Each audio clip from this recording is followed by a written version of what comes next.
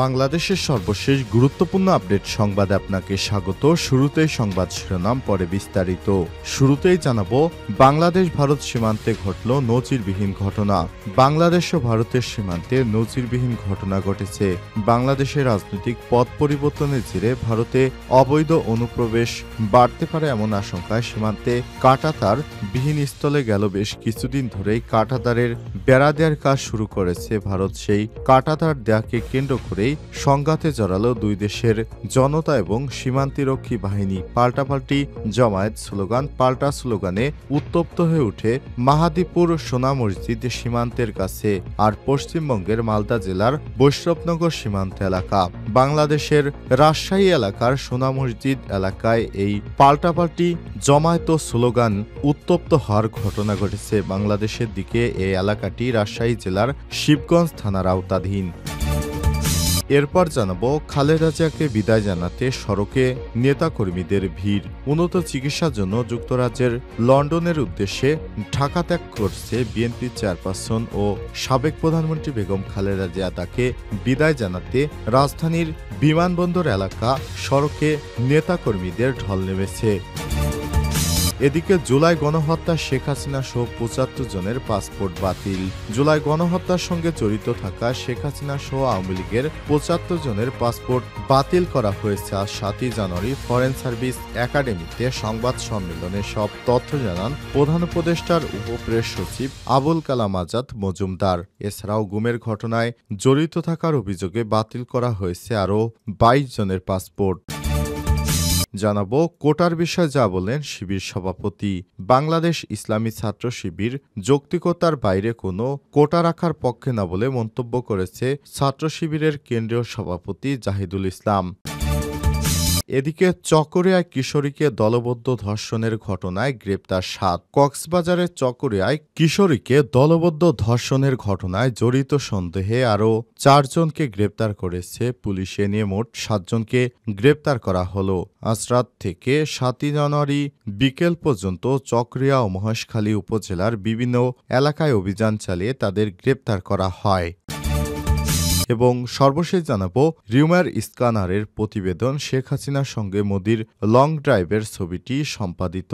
সম্প্রতি সামাজিক যোগাযোগ মাধ্যম ফেসবুকে ভারতের প্রধানমন্ত্রী নরেন্দ্র মোদী ও বাংলাদেশের সাবেক প্রধানমন্ত্রী শেখ হাসিনার একটি ছবি ভাইরাল হয়েছে। ছবির ক্যাপশনে দাবি করা হয়েছে, শেখ হাসিনাকে নিয়ে লং ড্রাইভে গিয়েছে ভারতের প্রধানমন্ত্রী। আজ এ বিষয়ে একটি প্রতিবেদন প্রকাশ করে বাংলাদেশের ফ্যাক্ট চেকিং বা তথ্য যাচাইকারী প্রতিষ্ঠান রিউমার স্ক্যানার তাদের অনুসন্ধানে উঠে আসে শেখ হাসিনার সঙ্গে মোদির লং ড্রাইভের দাবিতে প্রচারিত ছবিটি এডিটেড বা সম্পাদিত। প্রিয় দর্শক, এতক্ষণ শুনছিলেন সংবাদ শিরোনাম, এবারে বিস্তারিত। তবে তার আগে বন্ধুরা, অনুরোধ থাকবে সংবাদটিতে একটি লাইক দিন। এই চ্যানেলে আপনি নতুন হয়ে থাকলে আমাদের সংবাদটি দেখতে দেখতে চ্যানেলটি সাবস্ক্রাইব করে রাখুন, যাতে করে বন্ধুরা আমাদের পরবর্তী লেটেস্ট আপডেট সংবাদগুলো সবার আগে আপনার কাছে পৌঁছে যায়। কমেন্ট করে আপনার মূল্যবান মতামত জানিয়ে দিন। আপনি বিশ্বের কোন দেশ থেকে বা বাংলাদেশের কোন স্থান থেকে আমাদের সংবাদটি দেখছেন এবং শুনছেন। বাংলাদেশ ভারত সীমান্তে ঘটল নজিরবিহীন ঘটনা।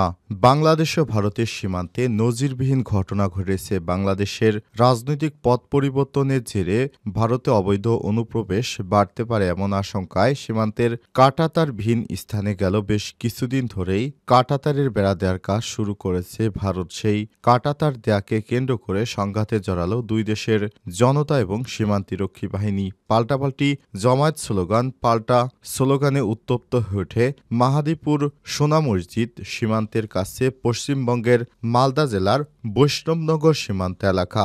বাংলাদেশের দিকে এই এলাকাটি রাজশাহী জেলার শিবগঞ্জ থানার আওতাধীন। মঙ্গলবার ৬ জানুয়ারি এই ঘটনার সূত্রপাত ঘটে। পশ্চিমবঙ্গের মালদা জেলার বৈষ্ণবনগরে সুখদেবপুর এলাকায় প্রায় ১০০ কিলোমিটার অংশে এখনও কাঁটাতারের বেড়া নেই। ভারত বাংলাদেশ সীমান্ত সেখানে প্রায় উন্মুক্ত।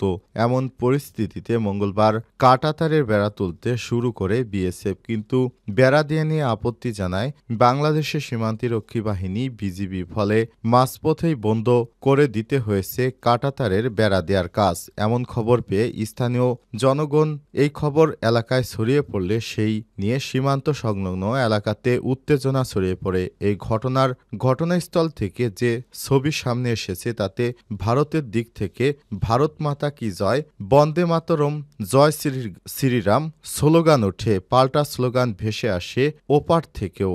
এই ঘটনা ঘিরে উত্তেজনা সৃষ্টি হয়, যদিও দুই দেশের সীমান্তরক্ষী বাহিনীর তৎপরতায় পরিস্থিতি নিয়ন্ত্রণে আসে।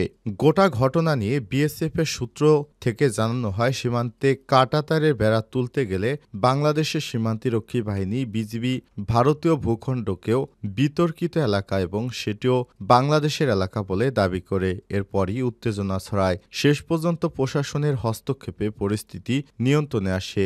বিএসএফ এবং বিজিবির মধ্যে ফ্ল্যাগ মিটিং করা হয়। মানচিত্র তুলে ধরে বিএসএফ জানায় ওই এলাকা ভারতের ভূখণ্ডের অংশ। শেষ পর্যন্ত বিজিবি ফিরে যায়। আজ বুধবার সকাল থেকে কাঁটাতারের বেড়া তোলার কাজ ফের শুরু করেছে বিএসএফ। এই ঘটনার কথা মেনে নিয়েছে মালদার জেলা প্রশাসক নিতিন সিংঘানিয়া। তিনি জানান, সাময়িক বাদানুবাদকে কেন্দ্র করে এলাকায় উত্তেজনাকর পরিস্থিতি তৈরি হলেও পরে পরিস্থিতি স্বাভাবিক হয়েছে। ওই এলাকার বর্তমান পরিস্থিতি একেবারেই স্বাভাবিক রয়েছে। আজ সকাল থেকেই কাঁটাতারের বেড়া দেওয়া শুরু হয়েছে। এদিকে বিএসএফ সীমান্ত এলাকায় নজরদারি চালাচ্ছে, অন্যদিকে জেলা পুলিশও পরিস্থিতি তদারকি করছে। এলাকায় পুলিশ মোতায়েন করা হয়েছে। খালেদা জিয়াকে বিদায় জানাতে সড়কে নেতাকর্মীদের ভিড়। উন্নত চিকিৎসার জন্য যুক্তরাজ্যের লন্ডনের উদ্দেশ্যে ঢাকা ত্যাগ করবেন বিএনপির চেয়ারপারসন ও সাবেক প্রধানমন্ত্রী বেগম খালেদা জিয়া।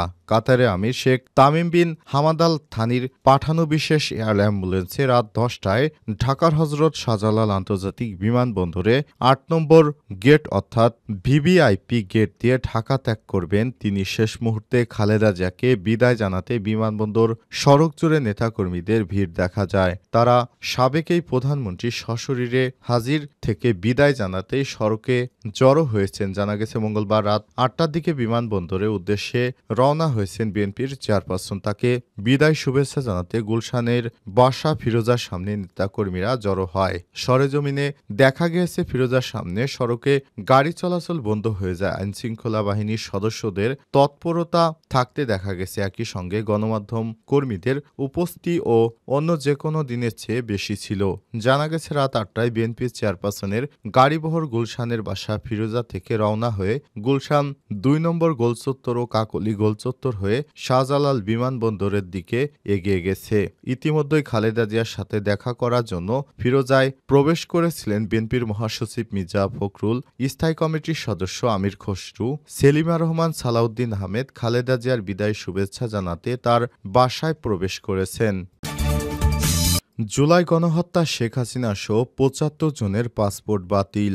জুলাই গণহত্যার সঙ্গে জড়িত শেখ হাসিনা সহ ৭৫ জনের পাসপোর্ট বাতিল করা হয়েছে। মঙ্গলবার ৭ই জানুয়ারি ফরেন সার্ভিস একাডেমিতে সংবাদ সম্মেলনে সব তথ্য জানান প্রধান উপদেষ্টার উপপ্রেস সচিব আবুল কালাম আজাদ মজুমদার। এছাড়াও গুমের ঘটনায় জড়িত থাকার অভিযোগে বাতিল করা হয়েছে ২২ জনের পাসপোর্ট। উপপ্রেস সচিব বলেন, ই পাসপোর্ট প্রস্তুত হলে এখন থেকে প্রবাসী বাংলাদেশ মোবাইলে SMS পাবেন। প্রবাসীদের ভোগান্তি কমাতে এই উদ্যোগ সহায়তা করবে বলে আশা করছে সরকার। তিনি আরও বলেছেন, পাসপোর্ট অফিসগুলো দালাল মুক্ত করার বিষয়ে সরকারের আন্তরিকভাবে কাজ শুরু হয়েছে।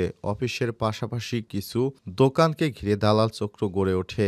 এখন থেকে এজেন্ট নিয়োগের মাধ্যমে পাসপোর্টের আবেদন ব্যবস্থা করা হবে। চলতি মাসের মধ্যে শিক্ষার্থীদের বই ছাপানোর কাজ শেষ হবে জানিয়ে আজাদ মজুমদার বলেন, এবার সময় মতো অনেকেই বই পায়নি, এজন্য সরকার আন্তরিকভাবে দুঃখিত।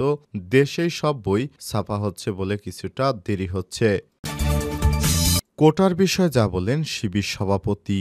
বাংলাদেশ ইসলামী ছাত্র শিবির যৌক্তিকতার বাইরে কোনো কোটা রাখার পক্ষে না বলে মন্তব্য করেছে ছাত্র শিবিরের কেন্দ্রীয় সভাপতি জাহিদুল ইসলাম। মঙ্গলবার ৭ই জানুয়ারি বিকেলে রাজশাহী বিশ্ববিদ্যালয়ের রাবি শাখা ছাত্র শিবিরের আয়োজনে নববর্ষ প্রকাশনা উৎসব ২০২৫ পরিদর্শন শেষে সব কথা বলেন তিনি। বিশ্ববিদ্যালয়গুলোতে পোষ্য কোটা বাতিলের আন্দোলনের বিষয়ে জানতে চাইলে তিনি বলেছেন, এই কোটা সংস্কার ব্যবস্থা ওপরেই তো জুলাই বিপ্লবের ভিত স্থাপিত হয়েছে। যৌক্তিকতার বাইরে আসলে কোনো কোটা রাখার পক্ষে আমরা না। রাজশাহী বিশ্ববিদ্যালয়ে যে কোটা আন্দোলন হচ্ছে সে বিষয়ে আমরা অবগত এবং আমরা রাজশাহী বিশ্ববিদ্যালয়ের সব দায়িত্বশীল প্রশাসন সহ সবার কাছে অনুরোধ থাকবে আমরা যাতে টেবিলে বসতে পারি। আমাদের রাজনৈতিক সবচেয়ে দুর্ভাগ্য হচ্ছে যে আমরা টেবিলে বসতে পারি না, আমরা খালি বাইরে কমেন্ট ও বক্তব্য দেই। আমরা যদি এই সংস্কৃতি থেকে বের হতে না পারি তাহলে আমাদের কপালে শুধু পোষ্য কোঠায় নয় সব কোঠায় থেকে যাবে। সুতরাং আমাদেরকে টেবিলে বসে তারপর সুন্দরভাবে আলোচনা করে সবকিছু সমাধান করতে হবে। ছাত্র রাজনীতির বিষয়ে তিনি বলেছেন, শিক্ষার্থীরা চাচ্ছে শিক্ষার্থী বান্ধব রাজনীতি। বিগত বছরগুলোতে আমরা যেটি দেখেছি সেটি হলো হল দখল করা, সিনিয়র জুনিয়রের মধ্যে এক ধরনের গোলামি। এই কালচারগুলোর মধ্য থেকে আমাদের বের হতে হবে। 5ই আগস্ট পরবর্তী ছাত্র শিবিরের কার্যক্রমগুলো যেন শিক্ষার্থী বান্ধব ও মেধাভিত্তিতে হয়, আমরা সেই চেষ্টা করে যাচ্ছি।